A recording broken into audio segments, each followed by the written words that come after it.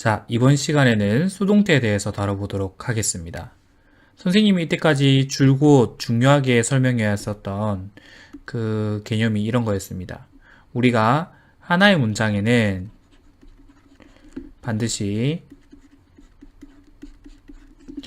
주어와 동사가 포함되어 있어야 된다고 그랬고, 우리는 이 주어와 동사 뒤에 어떠한 순서로 오느냐에 따라서 5가지 형식이 나뉘어진다고 설명을 했었습니다. 기억이 다 나시겠죠? 요거를 설명할 때 주어가 뭐고 동사가 뭐고 보어가 뭔지 선생님이 정의에 대해서 설명한 바가 있습니다. 아무래도 뭐 쭉 복습을 해온 친구들은 잘 알고 있겠지만 주어가 뭔지 목적어가 뭔지 간략하게 다시 한번 설명해 드리겠습니다. 주어는 동작의 주체라고 한다고 그랬어요. 즉 뒤에 어떤 동사가 왔을 때 이 동사를 누가 하느냐에 대한 대답이었습니다. 해석이 은, 는, 이, 가로 된다고 했었고, 여기 나오는 목적어는 어떤 동작에 따른 동작의 영향을 받는 자라고 했습니다. 그래서 해석이 무엇을 이렇게 해석을 했었죠. 지금부터 우리가 볼 수동태라는 구문은 여기 나오는 이것들을 조금 바꿀 겁니다. 개념들을 좀 바꾸게 될 거예요. 선생님이 설명을 하고 나서 이게 무슨 말인지 조금 더 정확하게 이해가 될 겁니다. 자, 한 가지 조건이 있습니다. 수동태가 되기 위한 조건이 있는데 그거는 반드시 뭐 해야 되냐면 문장에 누가 있어야 되냐면 목적어가 있어야 돼요. 문장에 목적어가 있는 상태에서 수동태 구문으로 바꿀 수가 있습니다. 그거는 왜 그러냐면 여기 나오는 이 수동태는 수동태 구문의 주어가 우리가 앞서서 본 것처럼 동작의 주체가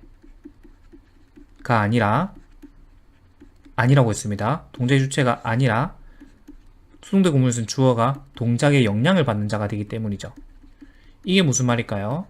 예문을 들어서 같이 보도록 하겠습니다. 다시 한번 정리하자면 수동태 구문에서는 주어가 동작의 주체가 아니라 동작의 영향을 받는 자다. 요거를 명심하면서 선생님이 예문 관계에 설명을 해보겠습니다. 예를 들면 이런 문장이 있다고 해볼까요? I killed the spider. 내가 spider, 거미를 죽였어요. 라는 문장에서 선생님 항상 문장을 해석할 때 동사부터 찾으라고 했으니까 동사를 찾았어요. 죽였다. 과거가 붙어 있죠. 그 다음 앞에 나오는 게 주어겠네요. 누가 죽였다? 내가 죽였다. 뭐를요? 여기 나오는 spider, 이거를 거미를. 그러면 우리가 이때까지 배워왔던 개념을 활용하자면 여기 있는 게 주어니까 동작의 주체에 해당하겠죠. 그러니까 죽인 거는 누가 죽였니? 라고 물어보면은 내가 죽였어요 하고 대답을 할 겁니다. 그러면은 이 죽인다라는 동작으로 인해서 영향을 받는 건 누구니? 라고 물어보면은 당연히 거미가 되겠죠. 하지만 수동 구문에서는 순서가 바뀝니다. 순서가 어떻게 바뀌냐면 여기 뒤에 나와 있는 요거 동작의 영향을 받는 자가 앞으로 와요. 동작의 영향을 받는 자가 앞으로 오게 됩니다. The spider 하고 우리 아직 안 배웠으니까 요거를 그대로 적어볼게요. killed 요것도 그대로 적어볼게요. I 이렇게 적게 됩니다. 이렇게 적게 되면 뭔가 이상하다는 거죠. 뭔가 이상하냐면 영어는 분명히 순서에 의해서 지배를 받는 말이라고 했습니다. 그러니까 여기에 자 다시 한 번 더 여기에 이 동사 부분에 아무런 장치를 달지 않으면 우리가 자연스럽게 해석하는 것은 뭐가 되냐면 이 동작의 주체가 꼭 거미인 것처럼 해석이 되더라는 거죠. 그래서 우리는 이 동사에 장치를 걸 겁니다. 어떤 장치를 걸 거냐면 killed라고 쓰지 않고 be killed라고 죽이는 게 아니고 be killed라고 쓸 거예요. 왜 이렇게 하느냐? 이렇게 해야 앞에 있는 주어가 동작의 주체가 아니라 요거는 동작에 영향을 받는 아이입니다 하는 표시예요. 하나의 약속인 거죠. 그래서 BPP로 적고 앞에는 이런 의미를 담고 있는 주어가 온다 이렇게 되는 거죠. 요거도 그대로 두면 안 되겠습니다. 요거도 그대로 두면 안 되기 때문에 수동 구문에서는 by me 이렇게 고칩니다. 이렇게 고치고 나니까 뭔가 완성된 것 같지만 조금 더 완벽하게 바꿔볼까요? 완벽하게 바꿔보자면 여기 있는 B가 앞에가 3인칭 단수죠. 자꾸 기침이 나와서 3인칭 단수에 제일 처음에 문장이 여기 보시면 과거였기 때문에 was로 바뀌겠습니다. 그러면 최종적인 문장은 이렇게 될 겁니다. 최종적인 문장은 깔끔하게 다시 적어볼까요? 최종적인 문장은 이렇게 되겠죠. The spider was killed by me.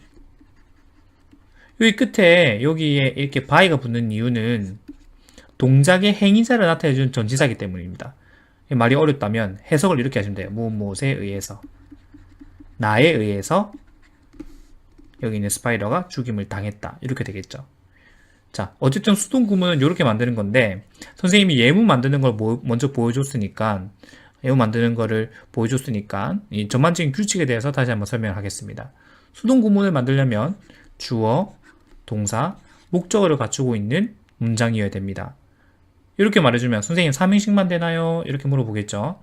선생님 하는 말을 잘 들어야 돼요. 문장의 주어, 동사, 목적어가 갖추어져 있는 문장이라고 하면 4형식에서도 간접 목적어가 있었고 5형식에서도 목적어, 목적격 보호로 이어지니까 3, 4, 5형식 모두에서 가능합니다. 하지만 4형식과 5형식은 나중에 조금 더 깊은 단계에서 배우는 걸로 하고 3형식부터 설명을 드리자면 이렇다는 겁니다. 일단 여기가 동작의 주체, 여기가 동사, 동작을 나타내는 말, 여기가 동작의 영향을 받는 자인데 이렇게 적은 거를 수동태와 비교해서 능동태라고 합니다. 그런데 수동태 구문에서는 어떻게 바뀌어야 되냐면 동작의 영향을 받는 자가 주어로 내려와야 됩니다. 동작의 영향을 받는 자가 주어로 내려왔어요. 그러고 나서 여기 있는 동사는 그대로 떨어지는 게 아니고 이 앞에 있는 주어가 동작의 주체가 아니라 동작의 영향을 받는 자가 문장의 주어로 왔습니다 라는 걸 티내기 위해서 BPP로 바뀐다고 했습니다. 그러고 나서 여기 있는 주어도 그대로 떨어지는 게 아니고 by, 목적어 이렇게 떨어지게 되겠죠. 여기서 by는 동작의 주체를 나타내는 전치사라고 했습니다. 해석이 누구누구에 의해서 라고 해석하면 되겠습니다. 깊게 설명을 하자면은 할 말은 많습니다만 여기 나오는 요거는 없애도 돼요. 있어도 되고 없어도 되고. 자, 이게 수동태 만드는 방법입니다. 다시 한 번 더 선생님이 줄을 쳐가면서 설명을 해볼게요. 원래 능동태 문장에서는 동사를 찾고 그 앞에 있는 놈이 주어라고 했습니다. 주어는 동작의 주체라고 했어요. 누가 그런 행동을 했니? 라는 질문에는 걔가 그런 행동을 했어요 하고 해석을 하면 되겠습니다. 그러고 나서 이 목적어는 동작의 영향을 받는 자라고 설명을 했었죠. 그런데 수동 구문에서는 동작의 영향을 받는 자가 앞에 오게 됩니다. 주어 자리에 오게 돼요. 그러고 나서 이 동작이 여기에 오는 게 이 수동 구문의 주어가 그러니까 동작의 주체가 아니라 동작의 영향을 받는 자입니다 라고 티내기 위해서 우리가 동사를 BPP 형태로 고쳐준다고 했어요. 그러고 나서 주어는 by 플러스 목적어로 떨어진다고 했습니다. 여기까지 이해가 돼야 되겠죠? 이해가 되나요? 이해가 안 됩니까? 자, 그러면 선생님이 예문을 하나 들어볼게요. 어떤 예문 들으면 좋겠지? 예문을 하나 적어보도록 하겠습니다. 막 적어볼게요. 선생님 좋아하는 우리 아빠 예문 들어보겠습니다. My father loves 사랑하고 있어요. me 우리 아빠가 나를 사랑하고 있어요. 라는 문장을 딱 읽었을 때 동사를 먼저 찾아요.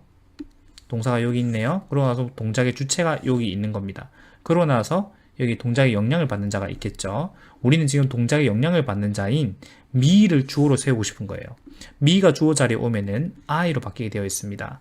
그러고 나서 색깔을 조금 나중에 필기를 예쁘게 되니까 이거를 선생님 색깔을 남색으로 바꿔서 I